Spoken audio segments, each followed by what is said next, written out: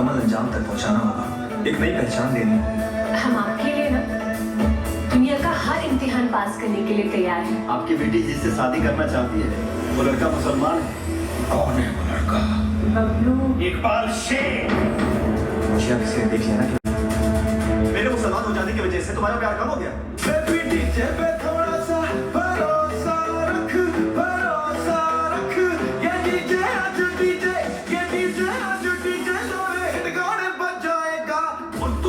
प्यार समझ रही हो वो सिर्फ और सिर्फ एक शारीरिक आकर्षण है, बस और कुछ नहीं है। मुश्किल में है हिंदुस्तान, अब जल्लाद बनना होगा। इन धर्मांध पापियों से बेटियों को आजाद करना होगा। सिर्फ हिंदू लड़की नहीं मारी जाती।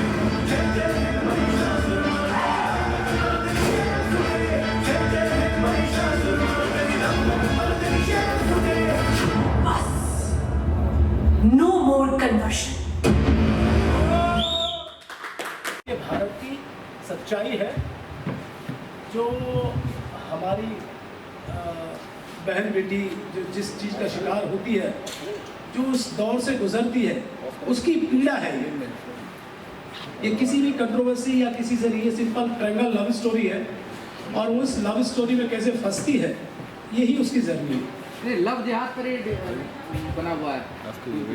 जी बिल्कुल लव जिहाद। तो लव जिहाद को जिस तरीके से अभी लव जिहाद का मामला चल रहा है जी, क्योंकि जो भी इस फिल्म में दर्शाया गया है वो समाज का आईना है और ये हो रहा है।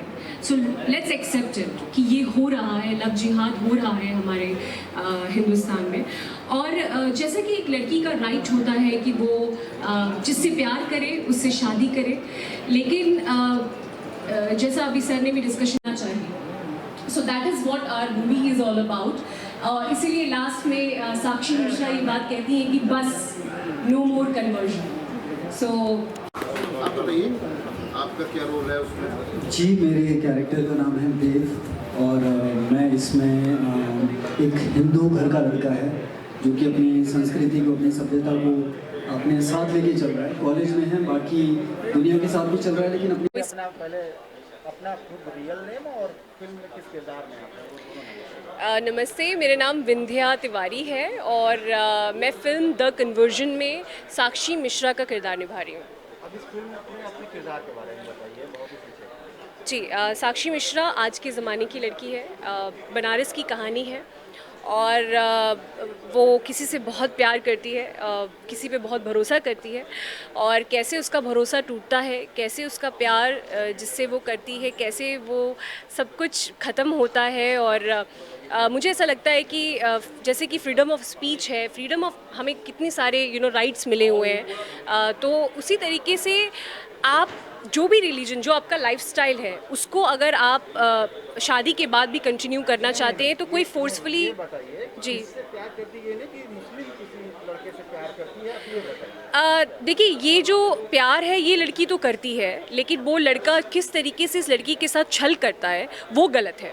और शादी के बाद, वो शादी के पहले कुछ और होता है और शादी के बाद जब वो चेंज हो जाता है तो वो लड़की के सारे सपने चकनाचूर हो जाते हैं और उसको विश्वास नहीं होता है कि ये वही लड़का है जिससे वो इतना प्यार करती थी, और धोखा मिलता है लड़की को। और जो कन्वर्जन होता है वो उसकी मर्ज़ी के खिलाफ होता है। फिल्म मैसेज ये देती है कि जैसे कि साक्षी मिश्रा लास्ट में आपने ट्रेलर में भी देखा, वो कहती हैं no more conversion because this is an eye opener and let's just accept it. हमारी सोसाइटी में ये सब हो रहा है। हम कहीं ना कहीं आपका फिल्म जो है जी दूसरे धर्म को टारगेट कर रही है या दूसरे धर्म के लोगों पे उनके नहीं, बिल्कुल भी नहीं। जब आप इस मूवी को देखेंगे तो इसमें बहुत सारे डायलॉग, इसमें भी आपने भी सुने होंगे कि इसमें वो लड़की बोलती है कि हर मुसलमान बुरा नहीं होता, ठीक उसी तरीके से हर हिंदू बहुत अच्छा भी नहीं होता।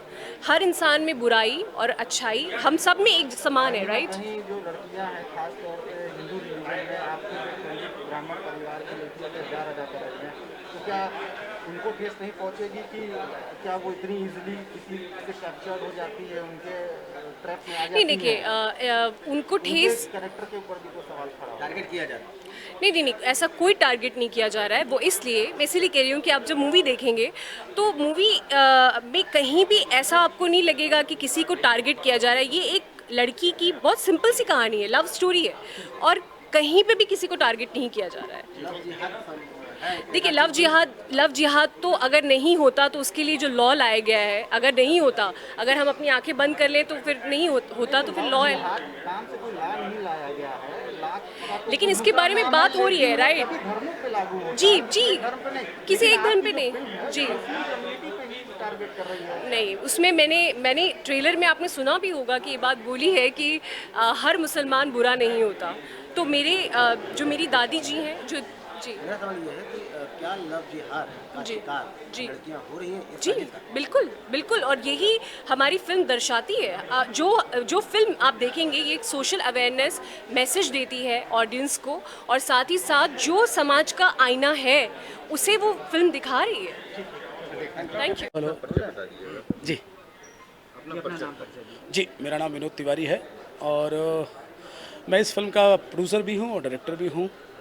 विनोद जी, ये जो कहानी है द कन्वर्सेशन, वो क्या है, किस तरीके का है और क्या संदेश है आपका इसमें? देखिए, कहानी तो ट्रायंगल लव स्टोरी है, बट कहीं ना कहीं आज का जो भारत है, जो आज का भारत जो लव जिहाद से जूझ रहा है, ये उसको लेके जो टीस है, जो एक कांटा है, उसको लेके कहानी है। बनारस क्यों चुना और धर्मांतरण ही विषय क्यों रहा आपका? देखिए, धर्मांतरण का मुद्दा आज की डेट में इतना बड़ा हो चुका है कि हमारी सरकार को कानून लाना पड़ा। अगर सरकार कानून ला सकती है तो हमने भी सोचा क्यों ना इस पर फिल्म बनाई जाए, अवेयरनेस की जाए। हमारी जो बहन बेटी हैं जो गलत तरीके से फंस जाती हैं, वो हमारी फिल्म के माध्यम से कहीं ना कहीं उनको लगे कि नहीं, क्या सही है क्या गलत है, उनको मालूम होना चाहिए। ये बताइए कि इस फिल्म के जरिए हाँ, कहीं ना कहीं एक तबके के ऊपर आप सवाल खड़ा कर रहे हैं, तो इससे क्या लोगों में नाराजगी नहीं होगी और जो वैमनस्यता है समाज में वो नहीं पैदा होगी? भाई साहब, ये बनारस है और यहाँ पर गंगा जमनी तहजीब का बहुत अच्छे तरीके से ख्याल रखा जाता है। हमारी फिल्म भी उन मापदंडों पे है कि किसी को, किसी भी रिलीजन को, किसी को हर्ट नहीं है। जो सच्चाई है, आज बताइए, सच्चाई नहीं होती है तो मध्य प्रदेश, उत्तर प्रदेश में लव जिहाद जैसी चीज़ नहीं होती तो क्या सरकार को कानून लाने की ज़रूरत पड़ती? जो ट्रेलर देखा गया है वो कहीं ना कहीं एक तबके को वो टारगेट कर रहा है। नहीं, वो उसमें मुस्लिम कौम को निशाना बनाया जा रहा है। आपने शायद डायलॉग सुना नहीं कि हर मुसलमान बुरा नहीं होता, तो आप उससे अंदाज़ा लगाइए। इस फिल्म को किस प्लेटफॉर्म पे आप रिलीज करने जा रहे हैं? ये तो अभी हम थिएटर पे भी लेके आएंगे इसको। पहले हम थिएटर पे रिलीज़ करेंगे और थिएटर के बाद में इसको हम फिर OTT पे जाएंगे। बनारस क्यों चुना इसको? हाँ, ये सही सवाल है कि बनारस ही क्यों चुना। मैं भोले बाबा का भक्त हूँ और सही बात यह है कि जो हमारे कैरेक्टर हैं मनोज जोशी, वो काशी के बहुत बड़े विद्वान हैं, बहुत बड़े पंडित हैं। उन्हीं की बेटी है साक्षी मिश्रा। तो पृष्ठभूमि कहानी की बनारस की थी, तो बनारस चुनना स्वाभाविक था क्योंकि कहानी, हमारी जो हीरोइन है उसके फादर है वो बनारस के रहने वाले हैं और यहाँ के कॉलेज की कहानी है, इसलिए बनारस को चुना। रियल स्टोरी बेस्ड है ये? हाँ, रियल तो नहीं कह सकते, लेकिन हमने इसके लिए कम से कम 340 केसेस हमने देखे जो लव जिहाद में फंसी हुई लड़कियाँ थी, चाहे वो निकिता तोमर हो या बहुत कई हैं। ये बताइए कि कहीं से इस फिल्म को अप्रूवल मिला है? कहाँ किसी प्लेटफॉर्म, मतलब जो अप्रूवल देने वाली एजेंसी है, कहीं से आपने अप्रूवल वगैरह लिया है या अप्लाई किया है? जी बिल्कुल, बिना अप्रूवल के तो फिल्म नहीं बनती है। सेंसर बोर्ड से पास है फिल्म? नहीं, सेंसर बोर्ड में सबमिट है, वहाँ से बहुत जल्दी पास हो जाएगी।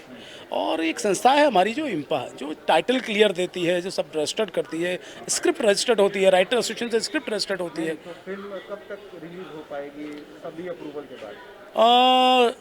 फिल्म हम लोग ये मान के चलिए कि सितंबर के एंड में या अक्टूबर के फर्स्ट वीक में फिल्म को रिलीज़ करेंगे। तो क्या बड़े हॉल या थिएटर में रिलीज होगा कि OTT? बिल्कुल, ईश्वर से प्रार्थना करिए, बाबा से प्रार्थना करिए कि सारे सिनेमा खुल जाएं, क्योंकि अभी कोरोना काल है तो मापदंड के 50% खुले हुए हैं। अगर 50% पे भी खुलेंगे तो हम इसको पहले सिनेमा पर रिलीज़ करेंगे। एक बार फिर मेरा यही सवाल है, कहीं ना कहीं आपकी फिल्म टारगेट कर रही है दूसरे रिलीजन को, उनके लोगों को, तो आपको नहीं लगता ये कि उनके साथ? मैंने आपको कहा कि इसके लिए केंद्र सरकार ने एक एजेंसी तय की हुई है, वो है सेंसर बोर्ड। सेंसर बोर्ड में फिल्म है और उनको किस तरह से जब कोई आपत्ति होगी तो वो सीन कट कर दिया जाएगा, बिना उसके अप्रूवल के तो रिलीज नहीं हो सकते। आदित्यनाथ भी इस फिल्म में किसी आंस के साथ दिख रहे हैं, पुराने कुछ वीडियो इसमें शायद इस्तेमाल किए गए हैं। इसकी हमारी फिल्म में जो इससे पहले फिल्म लाई थी गोरखपुर की, जिला गोरखपुर की फिल्म आपने बनाई। जिला गोरखपुर पोस्टर रिलीज था, लेकिन वो मिसकम्युनिकेशन था। वो कहानी भी जो थी वो एक्चुअली क्या थी, वो कहानी स्टूडेंट लीडर की थी और वो कैरेक्टर ऐसा था, लोगों ने उसको नरेट कर दिया, बहुत सफाई दी। सब्जेक्ट वो भी बहुत ऐसा था कि मैसेज देने वाला था, दुर्भाग्य से वो नहीं बन पाई। अच्छा, आमतौर पे जो धर्मांतरण का विषय है वो पश्चिमी उत्तर प्रदेश में देखने को मिलता है, लेकिन आपने पूर्वांचल की तरफ नहीं, आप गलत करें। आप गुजरात में देखिए, मध्य प्रदेश में देखिए, धर्मांतरण का मुद्दा आज देश में ही नहीं विदेश में होता है। फ्रांस की खबर देखिए, आज खबर देखेंगे तो हिंदुस्तान की समस्या नहीं है, यह विश्व की समस्या है।